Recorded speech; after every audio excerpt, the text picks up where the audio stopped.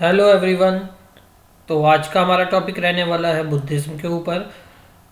इसमें हम देखेंगे कि ऐसे क्या कारण थे जिनकी वजह से बौद्ध धर्म का इतना विस्तार हुआ और इतने बड़े पैमाने पर इस धर्म को अपनाया गया। तो आज की क्लास को शुरू करते हैं। सबसे पहले देखेंगे कारण जिसकी वजह से बुद्धिज्म जो है इतना फैला। देख रहे हैं कहाँ कहाँ तक ये फैलाया गया था।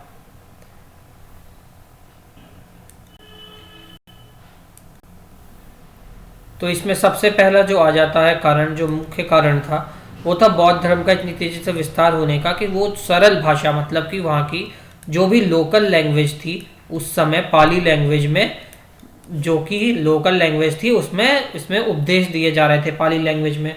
और जो संस्कृत लैंग्वेज थी वो सिमट के सिर्फ ब्राह्मण और उच्च कुल लोगों के लिए हो गई थी। मतलब कि वो जो है संस्कृत पहले जो आम बोलचाल की भाषा हुआ करती थी, अब वो एक रॉयल लैंग्वेज हो गई थी जो कि सब लोगों को नहीं आती थी। तब लोग पाली बोलते थे। तो ये धर्म जो था बौद्ध धर्म, ये लोगों से कनेक्ट कर गया क्योंकि ये उनकी लोकल लैंग्वेज में था।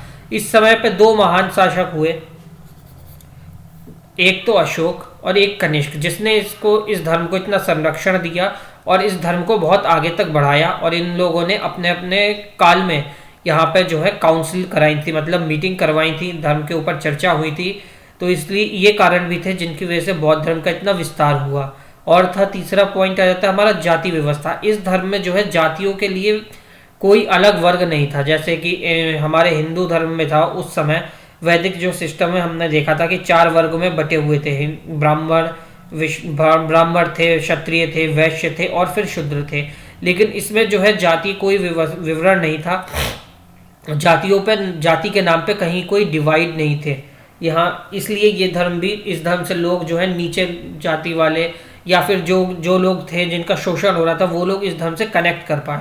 उसके बाद चौथा कारण था, इसका मुख्य कारण ये जो थे इनके मठों में शिक्षा का प्रदान करना।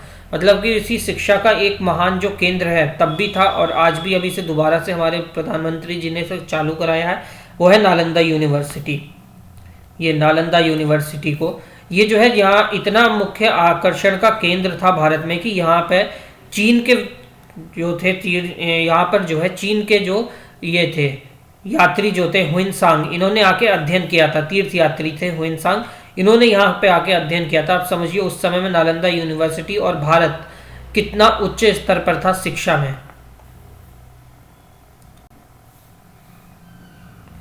अब आता है हमारा बुद्धिज्म कब स्टार्ट हुआ था, हिंदी में बताता हूँ उसका। कि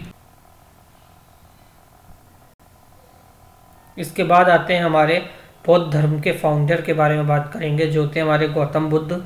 और इनका जन्म जो हुआ था वो हुआ था 583 बीसी में और इनकी मृत्यु होती है 563 में इनका जन्म हुआ था, सॉरी, और 483 बीसी में इनकी मृत्यु हो जाती है।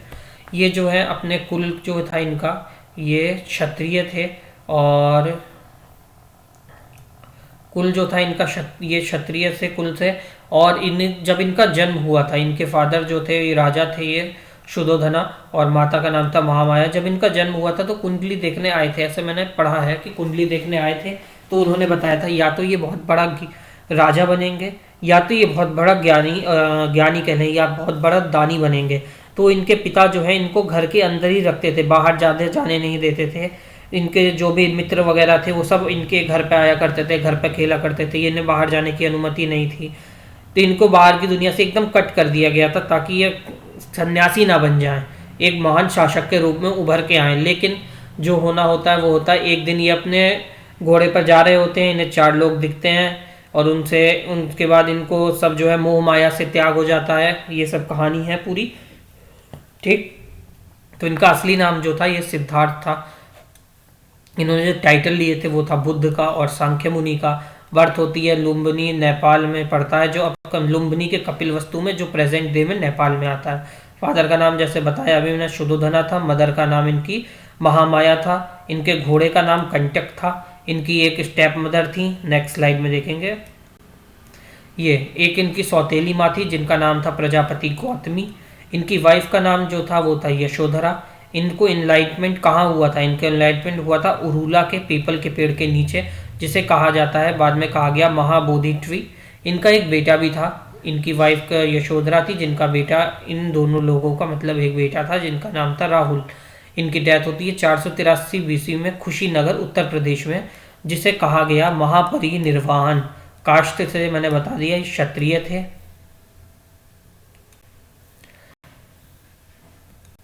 इसके बाद आता है गौतम बुद्ध ने 29 वर्ष की आयु में, इनको जो है ज्ञान की 29 वर्ष की आयु में इन्होंने अपना घर छोड़ दिया, सॉरी ज्ञान की प्राप्ति नहीं, घर छोड़ दिया था, गृह त्याग किया, और 49 दिन तक लगातार ध्यान करने के बाद वो बोध गया में एक पीपल के पेड़ के नीचे इनको जो है ज्ञान की प्राप्ति होती है।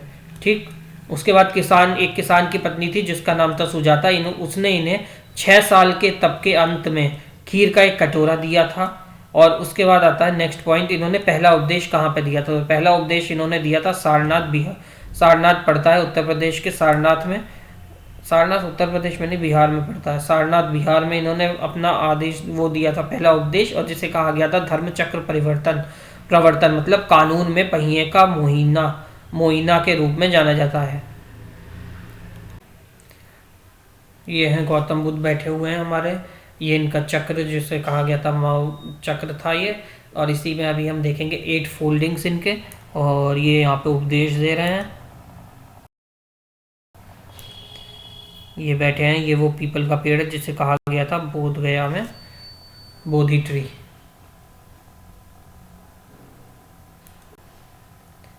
अब आता है इनके सिंबल और मीनिंग क्या है बुद्धा के लाइफ में, तो हिंदी में देखते हैं।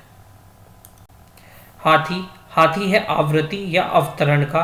कमल और बैल, ये किसका सिंबल है? इनके जन्म से रिलेटेड है। घोड़ा महाभनिष्करण मतलब कि त्याग से रिलेटेड है घोड़ा। बोधि वृक्ष जो है निर्वाण से रिलेटेड है।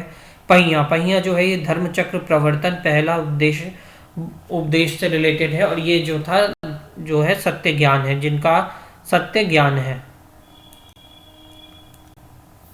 इन्होंने 4 नोबल ट्रुथ दिए थे। आर्य सत्य सबसे पहला था, दुनिया जो है दुखों से भरी हुई है, दुनिया दुखों से भरी हुई है। दूसरा था इच्छा या फिर डिज़ायर जो है इनका रूट कॉज है दुखों का हमारे।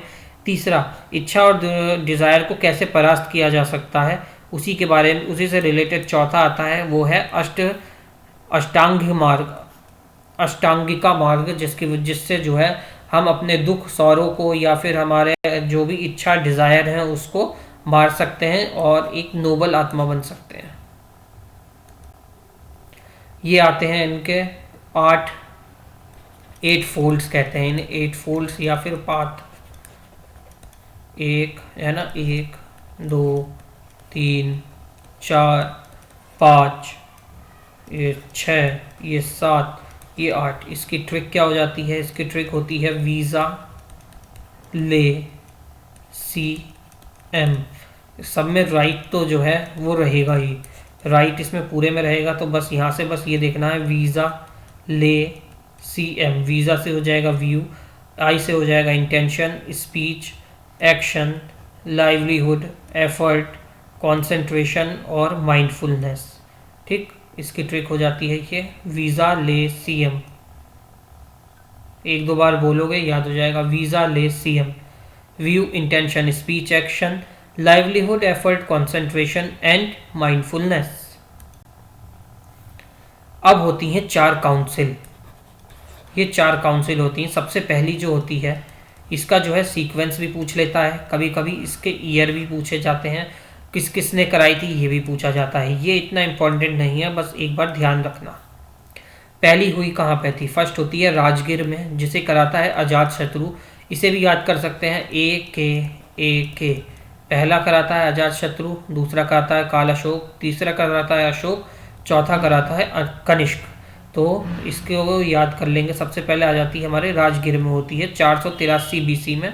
अजात शत्रु कराता है, और उस समय जो प्रेसिडेंसी की थी वो थे महाकश्यप ने। फिर आती है सेकंड जो होती है वैशाली में, ये कौन कराता है? काल अशोक कराता है। इसकी जो प्रेसिडेंसी की थी ये करी थी सभा कानून ने। थर्ड होती है अशोक के समय में पाटलिपुत्र में 250 बीसी में। मोगलीपुरा तिसान कराते हैं, इस समय प्रेसिडेंसी रहती है। फोर्थ होती है कश्मीर में 72 एडी में, जो कि कनिष्क करवाता है, और यहाँ पे प्रेसिडेंसी किसकी रहती है? वासुमित्र की। कैसे हो जाएगा सीक्वेंस से? RV PK, RV PK, Rajgir, Vaishali, Pataliputra और कश्मीर। ऐसे ही यहाँ पे ये आ जाएगा AK मतलब अजात शत्रु, कालाशोक, अशोक और कनिष्क। ईयर एक बार देख लेना बस। इसके बाद जो है डिफरेंट स्कूल ऑफ बुद्धिज्म, ये जो है 3 आते हैं। सबसे पहला तो ये दिख रहा है महायान, सेकंड हो जाता है हमारा हीनयान और थर्ड हो जाता है हमारा वज्रयान। महायान में जो है, ये महायान जो शब्द है ये संस्कृत का शब्द है जिसका अर्थ होता है महान वाहन, महान कोई वाहन, ठीक है। इसमें जो है बुद्ध के दिव्यत्व और बुद्ध की बुद्धित्व की मूर्ति पूजा में विश्वास करता था। यहाँ पे मूर्ति पूजा शुरू हुई थी और मूर्ति पूजा जो शुरू करी थी वो करी थी कनिष्क ने 72 AD में, जो लास्ट हुई थी काउंसिल 72 AD में कश्मीर में। उसमें जो है कनिष्क ने जो है मूर्ति पूजा की शुरुआत करी थी। इसकी उत्पत्ति जो है उत्तर भारत और कश्मीर में हुई थी ये, और फिर ये फिर ये मध्य एशिया, पूर्वी एशिया, दक्षिण पूर्वी एशिया में क्षेत्रों में फैल गया था। कहाँ कहाँ? चीन, कोरिया, तिब्बत, जापान में स्थित बौद्ध विद्यालय महायान परंपरा से संबंधित हैं। मतलब वहाँ पे बौद्ध गौतम बुद्ध भगवान की मूर्ति है और वहाँ पे मूर्ति पूजा होती है।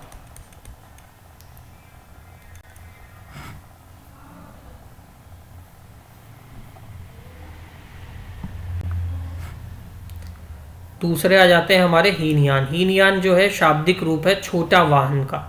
इसका रूप मतलब होता है छोटा वाहन। यहाँ पे मूर्ति पूजा में विश्वास नहीं था। यहाँ पे अनुशासन और ध्यान के माध्यम से व्यक्तिगत मोक्ष प्राप्त किया जाता था, मतलब मेडिटेशन होती थी। और ये थेरवाद का हीनयान संप्रदाय है। सबसे पहले आता है महायान जहाँ पे मूर्ति पूजा होती है, MM। उसके बाद आता है हीनयान जहाँ पे मूर्ति पूजा नहीं, मेडिटेशन होती है, हीना मेडिटेशन, हीनयान मेडिटेशन। थर्ड आ जाता है हमारा वज्रयान, जिसको कहा जाता है, जिसका मतलब होता है व्हीकल ऑफ थंडरबोल्ट। थंडरबोल्ट का व्हीकल तांत्रिक होता है। ये जो है तंत्र मंत्र से रिलेटेड है। ये डेवलप्ड हुआ था इंडिया में 900 सेंचुरी में, और ये जो है on the ground of esoteric element and very complex set of rituals compared with the rest of the Buddhism school.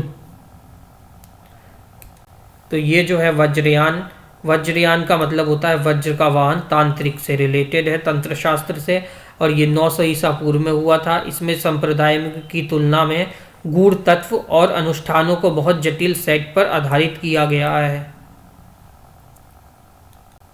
इसके बाद आते हैं हमारे त्रिपिटक। त्रिपिटक से ही पता चल रहा है, मतलब तीन मतलब 3 पिटक होंगे। सबसे पहले आता है सुता, फिर आता है विनय, फिर आता है अभिधमा। सुता का मतलब होता है जिसमें कन्वेंशनल स्टडीज होती हैं।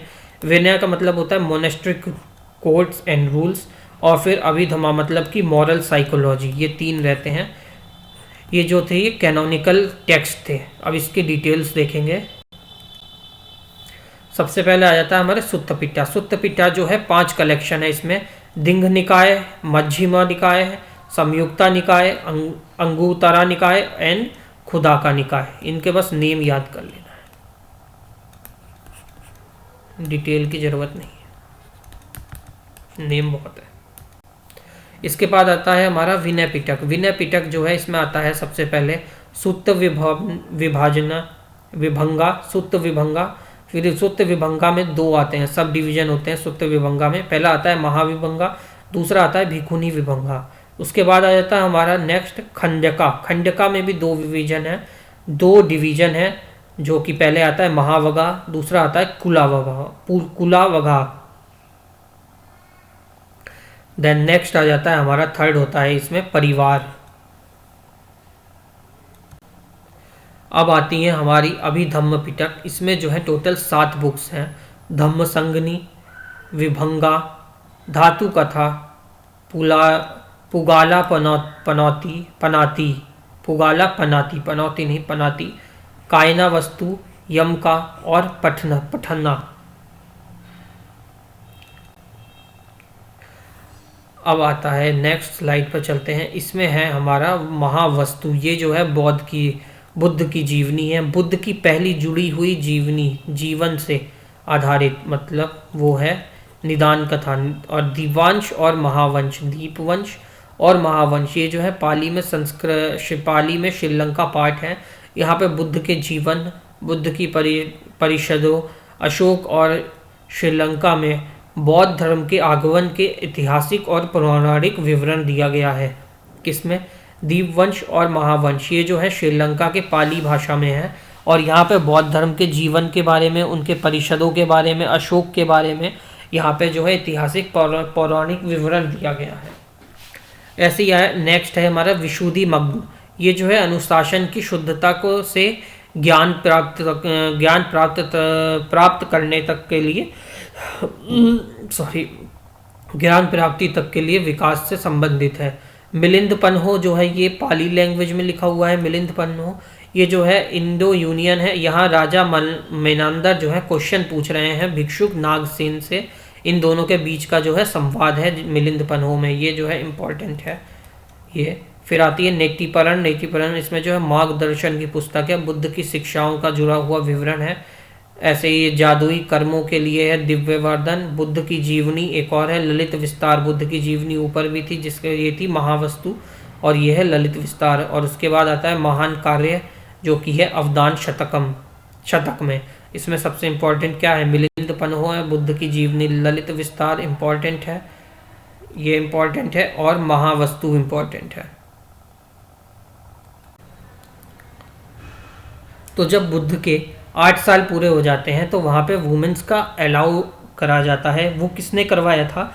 वो था इनका एक प्रिय शिष्य जिसका नाम था आनंद। वो कब का समय था? वैशाली में, जब उसने एक प्रस्ताव रखा था बुद्ध के सामने, रिक्वेस्ट करी थी, प्रस्ताव भी नहीं था, रिक्वेस्ट करी गई थी कि कब हम इसमें जो है भिक्षुकनी को भी रखेंगे, जिससे कि हमारे धर्म का और ज़्यादा विस्तार होगा। लेकिन बुद्ध जो थे इसके खिलाफ थे, लेकिन उनके प्रिय शिष्य ने उन्हें बार बार रिक्वेस्ट करके ये इसमें जो है वुमेन्स की एंट्री जो है शुरुआत कराई थी। तो सबसे पहले जो आई थी इसमें भिक्षुकी, उनका नाम था महाप्रजापति गौतमी, जो इनकी सौतेली माँ थी, इनकी मौसी हुआ करती थी, ये मौसी थी इनकी माता के मृत्यु के बाद इनसे जो है इनके पिता ने शादी कर ली थी, और ये इन्होंने इनका पालन पोषण किया था। ये थी प्रजापति गौतमी। इसमें जो है इनके कज़न थे जिसका नाम था देवदत्त। बचपन में भी ये कहानी आपने सुनी होगी, सिद्धार्थ और देवदत्त वाली, वो स्वान वाली, जिसमें वो कि देवदत्त जो है बाण मार देते हैं तो वो सिद्धार्थ जो है उस पर मिट्टी लगा देता है, फिर वो कहता है ये मेरा स्वान है, फिर वो सिद्धार्थ के पास आ जाता है। ये वाली बहुत ही मॉरल की बुक में रहती है 5th 6th या आई थिंक कम ऐसे ही कभी की है, 4th 5th की रहती है, उसमें थे। ऐसे ही ये देवदत्त जो हैं ये भी ज्वाइन करते हैं बुद्ध के उसमें, लेकिन ये जो चाहते हैं अपने आप को लीडर बनाना चाहते हैं, और ये लड़ाई हो जाती है इन दोनों की इनके उसमें, और ये अलग हो जाते हैं, अपने को इससे अलग कर लेते हैं। इन्हें कहा जाता है लाइट ऑफ एशिया। किसे? बुद्धा को कहा जाता है लाइट ऑफ एशिया। ये भी क्वेश्चन आया हुआ है, इम्पोर्टेंट है। ये वही 8 वर्षों में बुद्ध ने अपने शिष्य आनंद की सलाह पर वैशाली में बुद्ध संघ में महिलाओं को भिक्षुक बनाने की अनुमति दी। संघ में प्रवेश करने वाली पहली महिला जो थी वो मौसी इनकी महाप्रजापति गौतमी थी। देवदत्त जो बुद्ध के चचेरे भाई थे, इन्होंने संघ में नेता बनना चाहते थे, और इसमें लड़ाई हो जाती है दोनों की, ये खत्म हो जाता है। बुद्ध को जो है लाइट ऑफ एशिया भी कहा जाता है। इसके बाद आता है इनकी मृत्यु कब होती है? मृत्यु होती है 483 BC में। कहाँ पे होती है इनकी मृत्यु? कुशीनगर, उत्तर प्रदेश में। ये बताया जाए, ये जो थे बुद्ध पावा, ये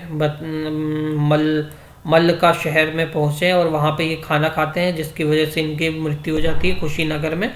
और सुभद्रा को इन्होंने अपना अंतिम उपदेश दिया था 483 ईस्वी में। इनकी मृत्यु हो जाती है। बौद्ध ने संघ का नेतृत्व करने के लिए किसी उत्तराधिकारी की नियुक्ति नहीं करी थी।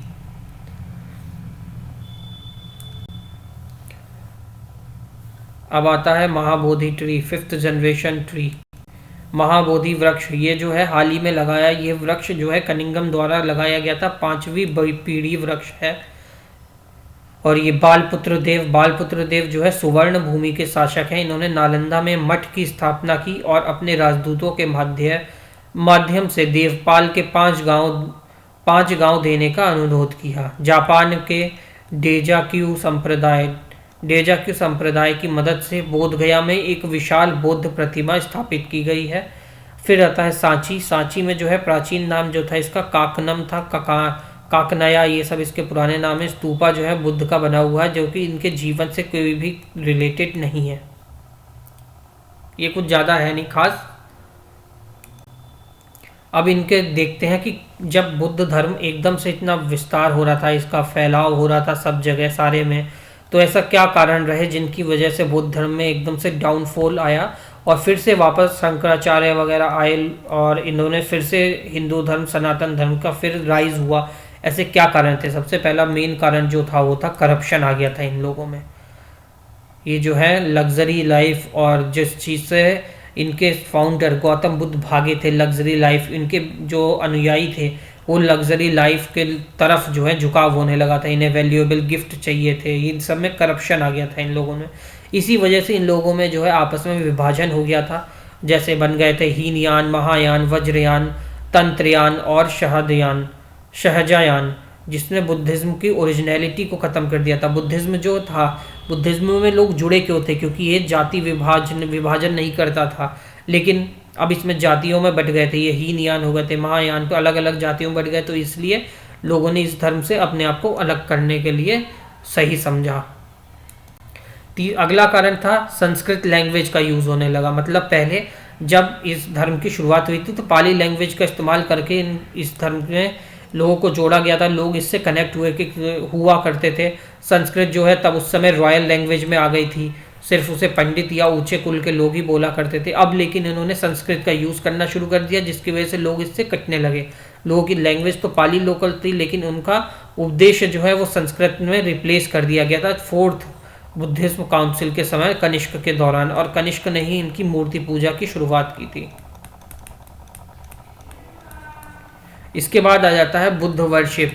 इमेज वर्शिप जो है स्टार्ट हो गई थी। बुद्ध हमेशा से ही आइडल वर्शिप के खिलाफ थे, लेकिन कनिष्क के काउंसिल के बाद जो है इसमें हमारी आइडल वर्शिप जो है शुरू हो जाती है और इमेज की वर्शिप करने भी शुरू हो जाती है।